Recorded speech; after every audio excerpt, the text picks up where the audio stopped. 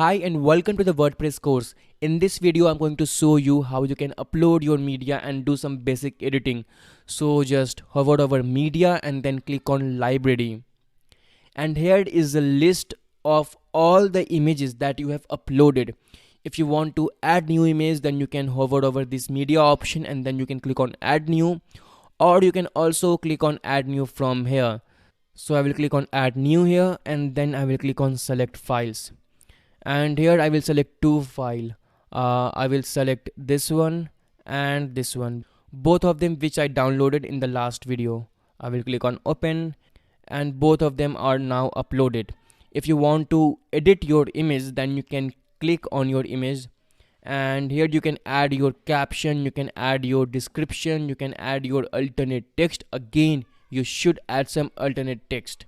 Okay, you can also do some basic editing on your image. You can crop your image, you can change the size of image, you can click on this edit image option and you can do all of that.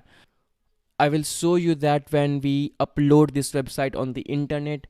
Right now I can't do that on my local host for some reason. So that's it for this video and I'll see you in the next one. Bye.